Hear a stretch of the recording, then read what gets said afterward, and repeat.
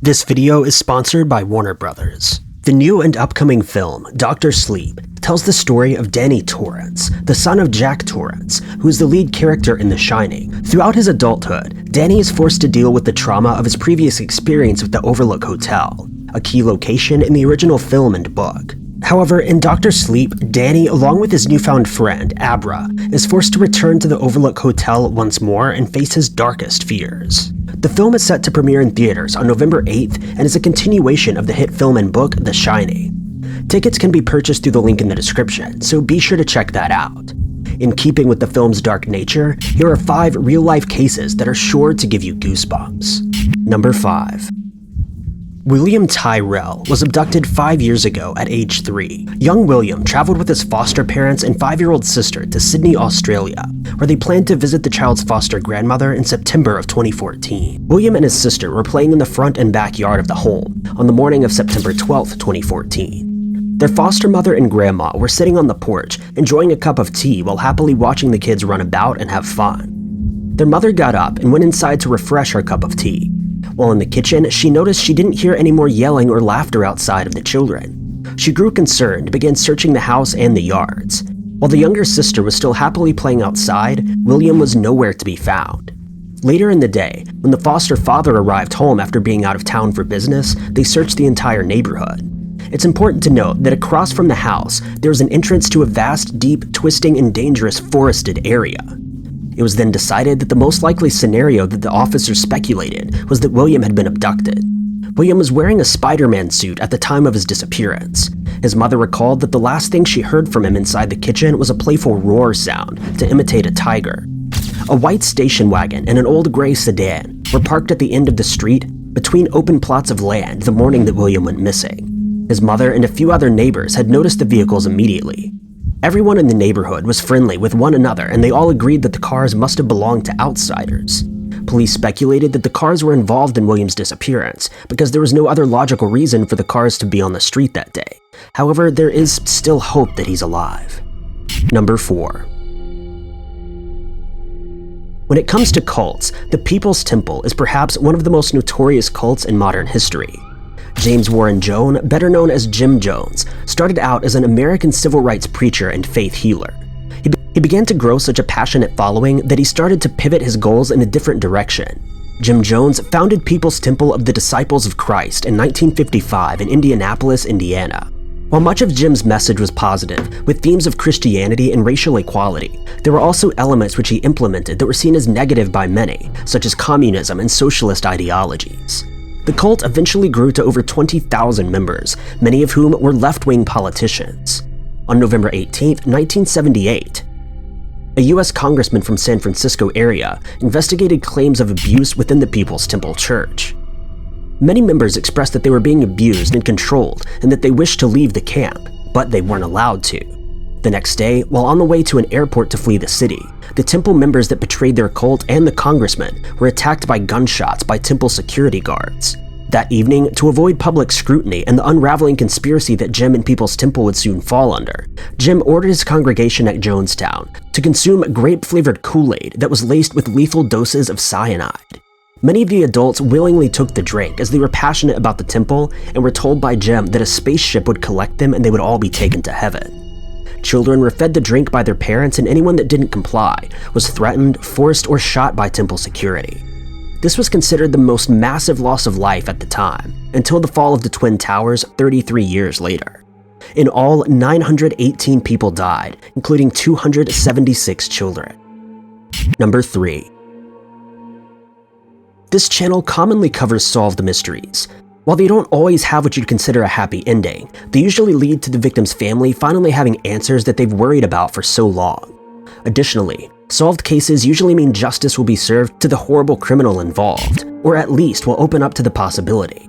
Troy Griffin is a private investigator that also considers himself a psychic medium intuitive. He often uses his psychic abilities to solve cases and bring justice to the shore. While many don't believe in his abilities, there's no denying how they miraculously solved the case of a 42-year-old missing mother of 2 that had been lost for several weeks. Laura Hale Costner vanished in Tennessee, and her sister-in-law grew frantic with concern as time passed by. Finally, she found herself so desperate that she contacted Troy. While others in the family believed that he was working a scam, the sister-in-law had faith in his abilities and worked with him to solve the case. Troy and the sister viewed a Google Maps image where Costner had gone missing. This video was sponsored by Warner Brothers. Troy said, "I see pictures, places, and things. I saw the road where she vanished. I felt that there was drug use by the victim." After gathering some details from this investigation, Troy followed up by searching Costner's Facebook profile, in which he picked out 3 friends that he believed were involved.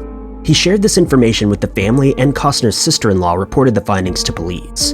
In just a few short hours following the release of information, they found the woman's body. They also found later during investigation that 19-year-old McKinley Lane Cody had allegedly robbed Costner of her prescription pain medication and killed her by hitting her in the back of the head. This was one of Troy's main suspects. Number 2.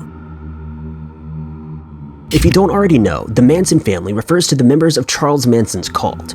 Unlike some other cults, the Manson family had violent ideologies and committed a series of murders under their leadership. They were mostly active during the beginning and in the late 1960s in California. Charles Manson attracted up to 100 followers. The cults were stationed on a small ranch provided by a few members. Charles Manson took the work of the Beatles, a band that was supposed to focus on art and peace, and interpreted their work as a rallying cry for violence in America. He believed that the albums hinted that there would soon be a massive race war, among his other wild concepts. He also claimed that one album was directed towards the Manson family, and that they were being chosen to save a few worthy people from the explosive turmoil that would eventually lead to mass death across America. Later on, a member of the Manson family robbed and defrauded a black drug dealer known as Bernard Crow. This was apparently done because Charles Manson believed the group needed to spark helter-skelter, or a race war, by getting black Americans more involved. As the result of the theft, Crow threatened to kill everyone at the Manson's ranch. As a result, Manson himself shot Crow at his Hollywood home, and thus the crime spree began. Gary Allen Hinman befriended members of the Manson family and would often let them stay at his home. Manson began to believe that Hinman was rich, so he sent several members of the family to convince him to turn over his assets to the cult and become a permanent member. He declined and was held hostage by Manson family members for 2 days, during which time Manson visited him and cut Hinman's ear off with a sword. In the end, a member stabbed Hinman to death upon Manson's request. On the night of August 8, 1969, Manson also sent members to kill celebrity Sharon Tate. These members arrived at the home of the pregnant actress and found a total of 5 people were in the house. They ended up killing Sharon Tate, Jay Sebring, Abigail Folger, Wojtek Frykowski, and Stephen Parent. This mass killing made the news for several days, and the media was abuzz, with suspicions against the growing Manson family.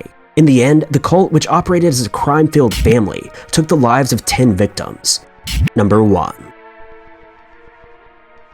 On June 5, 2002, 14-year-old Elizabeth Smart was abducted from her bedroom in her family home located in Salt Lake City, Utah. An intruder had broken into the home and held the young teen at knife point, forcing her to go with him. She was taken to the abductor's home, where she was abused nearly daily. Meanwhile, the media was in a frenzy concerning the missing young woman. Her family frequently held press conferences and aired statements directed at her kidnapper. Vigils and search parties were assembled beginning nightly and then occurring at least once a week after some time had passed.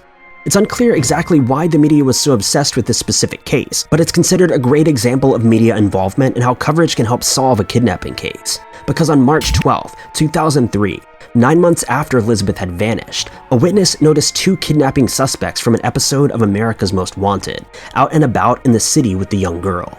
The local police were tipped off and arrived as soon as possible. They successfully apprehended the suspects and took Elizabeth to safety. This all occurred only 18 miles from the family home. This was one of a few cases where a happy ending actually happened. As mentioned before, it's a great example of media coverage, because had the witness not been exposed to the descriptions of the kidnappers and the child on a nearly nightly basis, Elizabeth probably would not have been found.